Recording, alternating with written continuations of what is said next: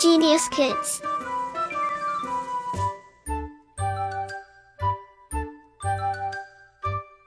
Cultivating love for learning. Lesson 5. Towns, Traders and Craftsmen.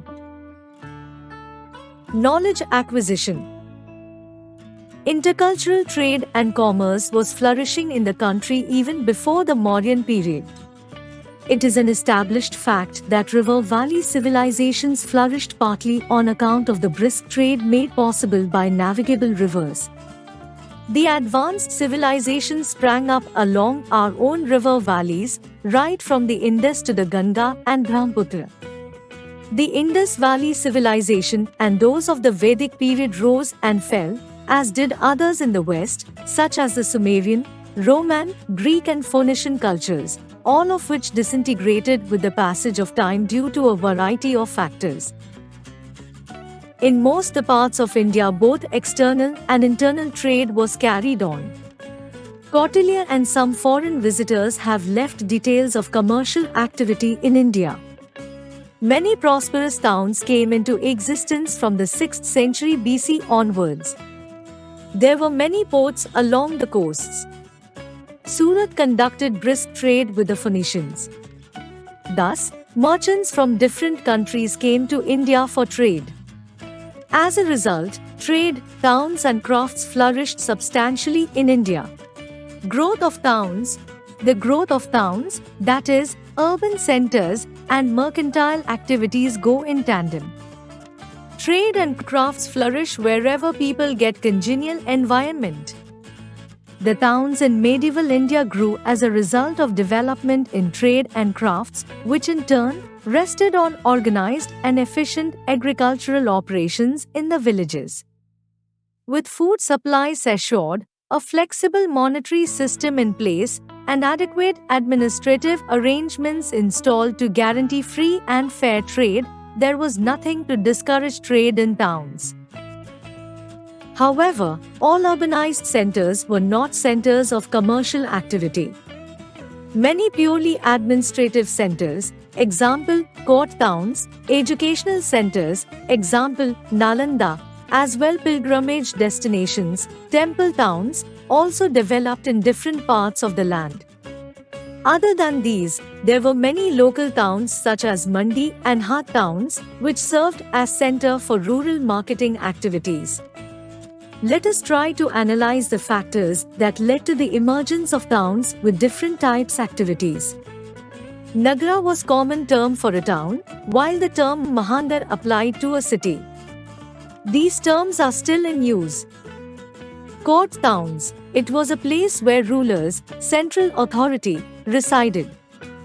The kings held their darbars, proceedings, in that town. Mostly, it was also the capital. Sometimes court towns were shifted from one place to another. For example, Chandragupta shifted his capital from Patliputra to Ujjain, Muhammad bin Tughlaq from Delhi to Devgiri, Akbar from Agra to Fatehpur Sikri in 1571. Harappa and Mohenjo-daro were the important towns in the Indus Valley, Indraprastha and Ayodhya of the Vedic period in Gangetic Plains, and Rajgrihara, Avanti, Kosala and Ujjain of the Mahajanapada period, etc. In South India, Madurai, Tanjavur, Badami, Kachi, Vengi, etc. were capital towns of different dynasties. These towns were centers of royal activities as well as trade, temples, markets and crafts. Many court towns such as Kannauj, Lahore, Delhi, Agra, and Fatehpur Sikri emerged during the medieval period. Temple towns. Temples have always played a significant role in the Hindu society. Therefore, great importance was attached to the temples. They were not only places of worship, but also commercial, administrative, and academic centers. They became centers of social, political, and economic activities because other forms of wealth were generously donated to temples. The Chola rulers were known to hold their courts in the Mandapas of the temple of Rajarajeshwara. The main pilgrim towns were Bodh Gaya, Sanchi, Bhilasa, Somnath, Mathura, Kashi, Puri, Ajmer, Fatehpur Sikri, Amritsar in North India, Kachipuram, Madurai, Tanjavur and Tirupati in South India. Commercial towns. Many trading centers flourished because of thriving exports and imports. Northern India was involved in all sorts of trading activities, from tourism and pilgrimage to internal commerce. South India played a significant role in exports and imports because of natural ports. Roman coins discovered at various sites prove that trade was carried on at these port towns. Some of the important trading towns were important manufacturing centers like Taxila, Mathura, Gandhara, Multan, Madurai, Kachipuram, Bauch, Ujjain, Lahore, Delhi, Surat, Decca, Patna, Balshore, Tamilipti, Masulipatti, Surat and Ahmedabad. To study the economic condition, the entire period from the 9th to the 18th century may be taken as single unit. In that period, the economic changes took place much more gradually than the political ones. That is why many of the features which existed before the 9th century continued partially right up to the end of the medieval period. At the same time, there were a number of new factors which made the period different from the earlier one. In fact, new elements as well as elements of continuity are found in every historical period. Only the extent and the direction of changes vary. We do not have much sources to know about the economic condition of the people under the Delhi Sultanate because the chroniclers of this period were more interested in events at court than in the lives of ordinary people. On the contrary, we have sufficient information about economic conditions under the Mughal period because of the chroniclers like Francois Bernier, Tavernier, Abul Fazl, etc. Crafts. Ibn Battuta came to India in the 14th century and stayed at the court of Muhammad bin Tughlaq for 8 years. He says that the soil was so fertile that it produced rice, sesame, sugarcane and cotton in plenty. They were the base of many village industries like oil pressing, jaggery making, weaving, etc. During this period, the karkhanas, factories or organized groups of people manufacturing articles were the most important centers of production. These karkhanas supplied material for the royal household. For example, Muhammad bin Tughlaq employed 4,000 silk weavers to produce silk fabric for robes of honor, which he distributed. 500 craftsmen were engaged in gold embroidery. Firuz Shah Tughlaq divided his karkhanas into 36 sections. They were controlled by leading noblemen. During Mughal rule, karkhanas were also called buyutat. Besides manufacturing and storing articles for the emperor's household and the court's needs, the mint, public treasury, Department of Construction of Monuments, repairs, roads and artillery were also included in the buyutat. The luxurious lifestyle of the emperor and noblemen gave an impetus to the quality and quantity of products manufactured in these karkhanas. Many crafts were associated with work involving gold, silver, lead, brass and precious stones. Cloth making, silk weaving and the making of arms and luxury articles also made progress. Certain towns in Bengal and Gujarat were famous for fine quality fabrics, example, Murshidabad. Fine quality cloth was produced in other towns as well. Kambai in Gujarat was famous for textiles and for gold and silver work. Kashmir became an important center for paper making and book binding. Crafts such as stone polishing, stone cutting, bottle making, window cutting and gold beating also developed in there and other regional centers. India achieved a remarkable standard of workmanship in mines and metallurgy. This is evident from the Mehrauli iron pillar and various bronze and ashtadhatu, an alloy of 8 metals, idols. Abul Fazl says, Indians were proficient in the metallurgy concerning iron, brass, silver and zinc alloys. Indian swords were famous throughout Asia. Different types of domestic utensils, scissors, and knives with extensive gold and silver inlay work were also made. Garmenting was an important craft. This period is noted for numerous types of coins made of gold, jalali of Akbar, silver, tanka, rupya, copper, and bronze. Muhammad bin Tughlaq decided to introduce a bronze coin which was to have the same value as the silver tanka. Specimens of this coin have been found in different parts of India and can be seen in museums. Muhammad bin Tughlaq was forced to withdraw this token currency because people started to forging the new coins that depreciated its value and thus it lost mass acceptance. Banni says that these coins were dumped in heaps outside Tughlaqabad fort and they remained there for many years. Indian craftsmen became highly skilled over the centuries. Their workmanship, as jewelers and smiths, was in great demand not only in India but also abroad. They also got expertise in the work of ivory carving, perfumery, dye making, and craftsmanship in gems and precious stones. Trade and industry. India had a thriving inland as well as foreign trade. Items exported from India included textiles, indigo, saltpeter, and spices. The important imports were wines and metals, especially silver. Both land and sea routes were used, depending on convenience and safety. Traders. The middle classes in medieval India comprised mainly of merchants, professional classes, and officials. Indian merchants were thorough professionals. They were experts in wholesale and retail trade.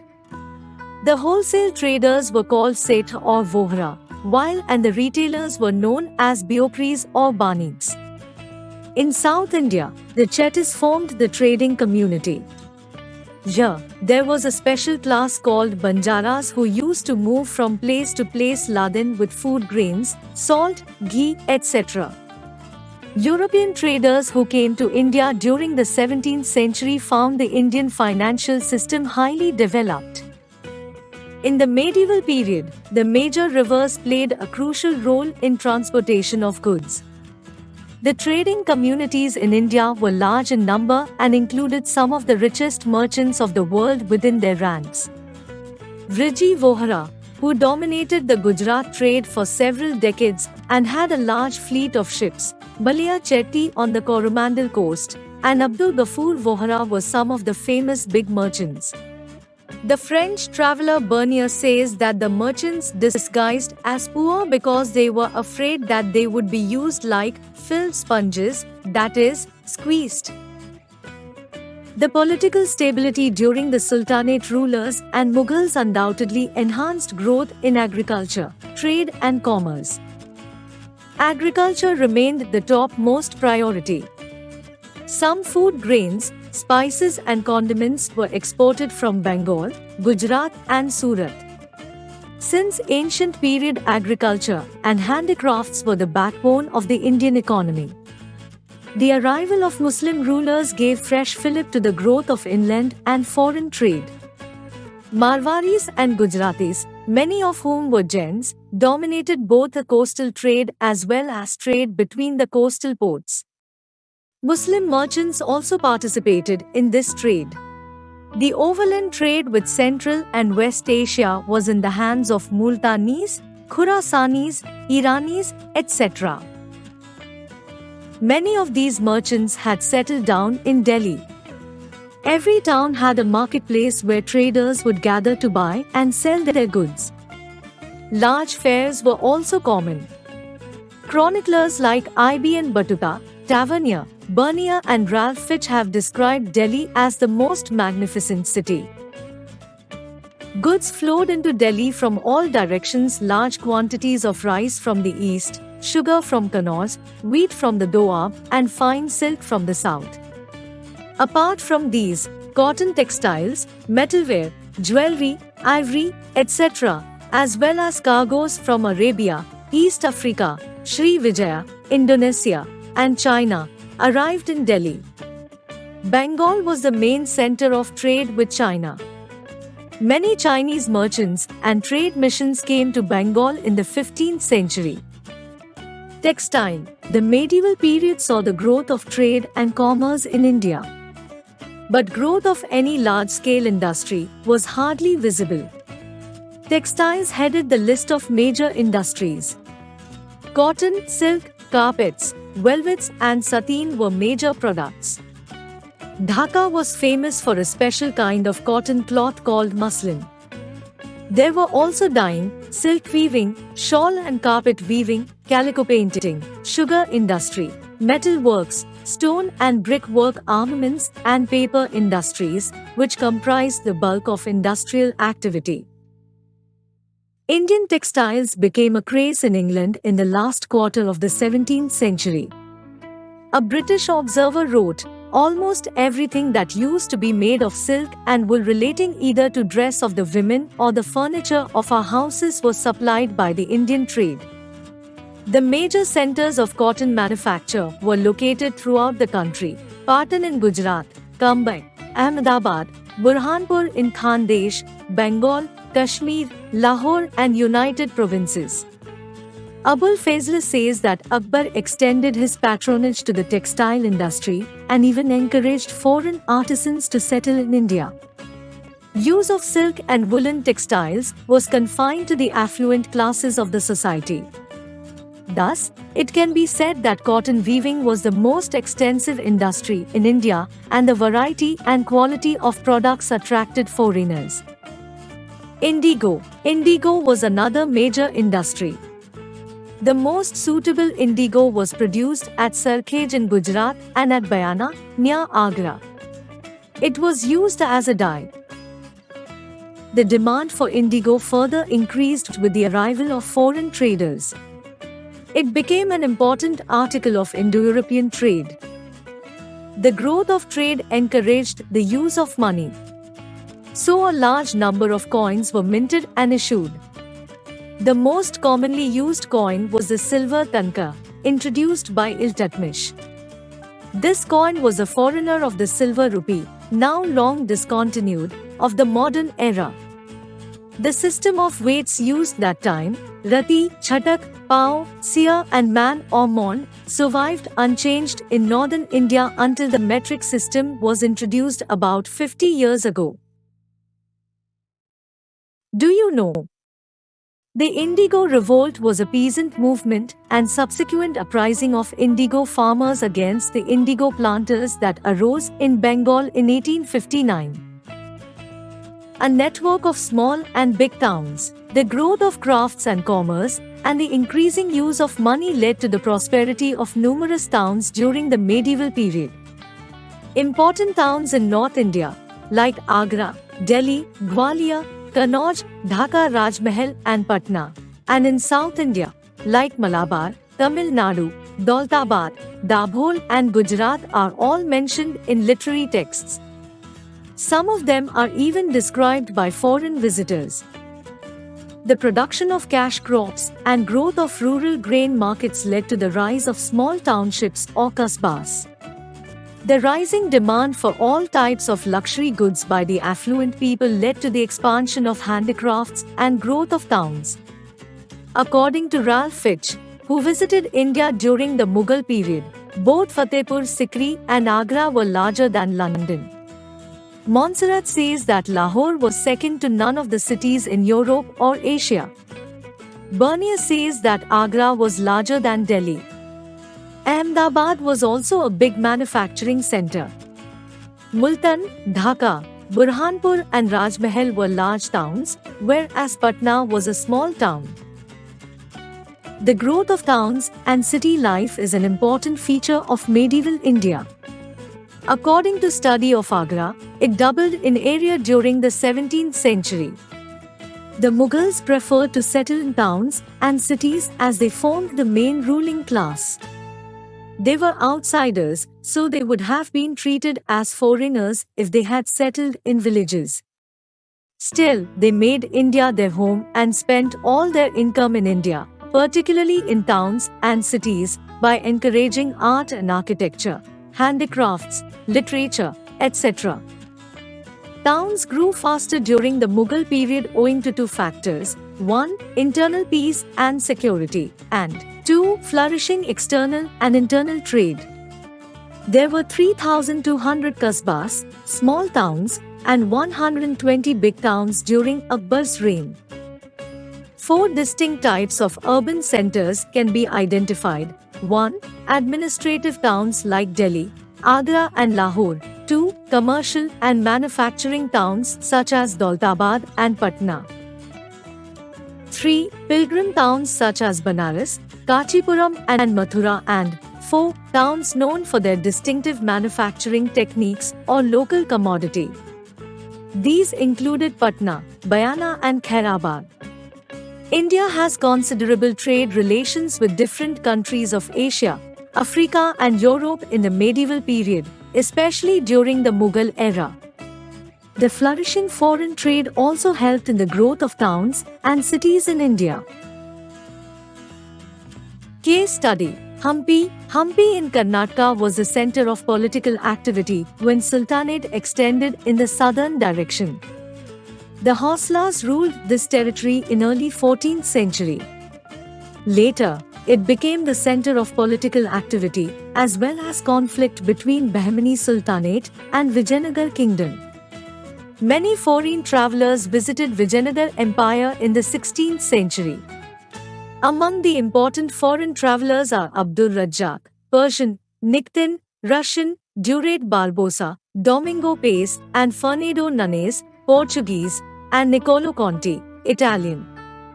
In their travel accounts, they mentioned about the grandeur and splendor of the city of Vijayanagar.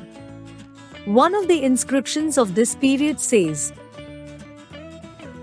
"The city of Bindajnagar is such that the pupil of the eye has never seen a place like it, and the ears of intelligence have never been informed that there existed anything to equal in the world."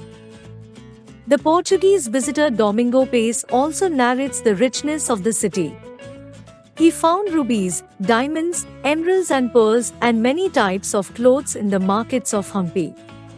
He says that the city possessed every sort of thing there is on earth that you may wish to buy. The city was fortified and measured about 26 sqm in area and covered many villages. It had also played an important role in international trade. Besides trading in a number of items, the horses for the Vijayanagar cavalry were also imported from Arabia via Goa, which was under the control of Vijayanagar rulers for some time. The Vijayanagar kings had built many temples, gateways, tanks, wells and other structures in the city. The Indian scholars also speak highly about Vijayanagar Empire and the city of Vijayanagar. In the Battle of Tallikota in 1565, the Vijayanagar kingdom was defeated by the combined force of 5 small kingdoms into which Bahmani kingdom had split. They burnt most of the monuments including temples and reduced Hampi to ruins which laid scattered over an area of 15 sqm. The famous Virupasha temple was also burnt. Masulipatam, also called Machilipatnam, was known as the auspicious port city and occupied a special economic status during the period of the Golconda Sultanate. It was connected with two trade cycles, Bay of Bengal in the east and Arabian Sea in the west. It also linked to major trade systems of the Indian Ocean. It was a port of export and import for the vast hinterland as well as a port of transshipment for goods from one region to other regions. Main items of export from the port were textiles, iron and steel, indigo, rice and salt. The main items imported through this port were pepper, spices, tin, dyes, aromatic woods, bullion and elephants. The excess pepper, spices, ivory, porcelain, aromatic woods were transshipped to West Asia, just as West Asian goods saleable in Southeast Asia were handled through this port. Generally, Hindus and Coromandel Muslims managed the eastward trade, whereas Persians and Armenians managed the western trade. This port city developed in the 16th and early 17th century, reaching its peak of prosperity in the later part of the 17th century and declined in the 18th century. European presence increased in Masulipatam in the 17th century. In 1645, the Portuguese secured permission from the Sultan to build a church. The Dutch began modestly in 1606 and expanded their trade and commerce in the 1640s. By the 1670s, they had a vast factory complex comprising godowns, church, residential quarters, stable, etc. In 1634, the English were, by a famine, exempted from payment of transit duties. By the 1670s, the English East India Company built a large factory at Masulipatam. In 1693, the French also built a large factory there. The city had multi-ethnic, plural character consisting of English, Dutch, French, Portuguese, Armenian and Jewish merchants and traders. The city was particularly famous for painted chittises and dyeing. The weaving villages extended up to a radius of 50 miles from Masulipatam, making it a major center for textile production. Paddy was produced in abundance in the neighboring areas and exported from here. In the 17th century, Masulipatam salt farms produced 41,000 pagodas, gold or silver coins of southern India first issued in the late 16th century, a year. The salt was exported by sea from the port of Bengal. Most of it was sold to the caravans of traders who came to the coast and carried it to the interior regions. All this was possible because Masulipatam was located in the heart of the zone where hundreds of salt pans were worked by thousands of laborers. Salt was a state monopoly and yielded a huge amount of revenue. The Sultan of Golconda was himself a ship-owning merchant. Javan, Burmese and Siamese merchants were important trading partners associated with this port. The island countries of Southeast Asia sent ambassadors frequently to Masulipatam for promoting trade and commerce. In the first half of the 17th century, Masulipatam established a vital link with the Red Sea and the Persian Gulf. Good relations with Persia gave a further fillip to trade and commerce with that region. A gateway to the west, Surat. The origins of Surat are shrouded in the mists of Indian prehistory. Legendary accounts speak of it as Suryapura. Archaeological evidences indicate that there was trade with the Phoenicians going back to well over 1,000 years before the medieval era. During the early medieval period, 10th to 13th century, it was a part of the Chalukya realm. However, in 1407, it was incorporated into the Muslim Sultanate of Gujarat. In 1573, Akbar annexed Gujarat and Surat became a part of the Mughal Empire. Location: Surat is located on the banks of the Tapi River, close to the corridor of international commerce, the Arabian Sea. In medieval times, Surat's economy revolved around the buying and selling of a wide variety of goods. The city did not produce all goods that were traded there.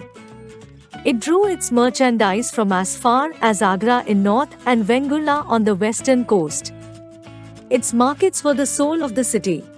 In the city, Hindus, Muslims, Jains, Marwaris, Multanis, Portuguese and English merchants were a common sight on its streets. Various commodities such as textiles, indigo, cloves, cinnamon, pepper, cardamom, butter, wheat, rice and sugar were exported. From Surat, Vriji Vohra, a renowned merchant, dominated the Surat trade for several decades and had a large fleet of ships. The advent of European trade in the 17th century was an event of major commercial and urban importance for Surat. European contacts with Surat began with the coming of the Portuguese. The Portuguese aimed at creating an oceanic empire which they tried to control from their settlements on the western coast. Simultaneously, they also wanted to corner Surat's trade with other European countries. For these reasons, they forged harmonious relationships with the Mughal emperors and established factories in different parts of India, including Surat. Their monopoly over the eastern trade, however, was effectively challenged and eliminated with the arrival of the English and the Dutch. Importance of Surat. According to B.G. Gokhale, Surat, being located on the western coast of India in the corridor of international commerce, was ideally suited to develop into the leading mercantile agglomeration in 17th century India. Surat was the first Indian city to feel the impact of European commerce in a big way. Without being the capital of a kingdom or a center of pilgrimage, Surat emerged as a premier commercial center solely because of its advantageous location.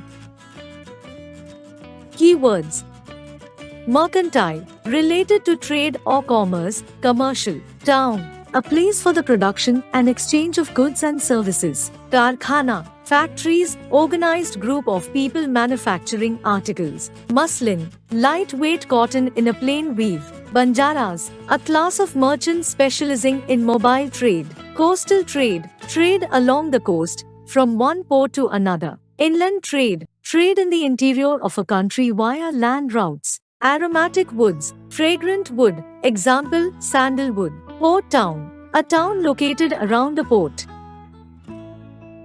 Let's revise.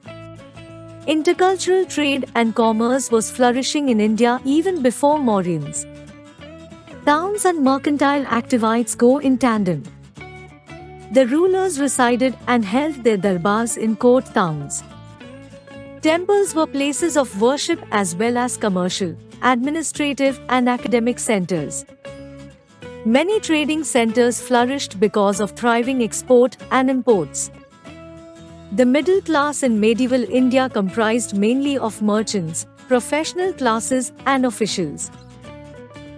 The growth of trade encouraged the use of money. The flourishing foreign trade also helped in the growth of towns and cities in India. Like, share and subscribe.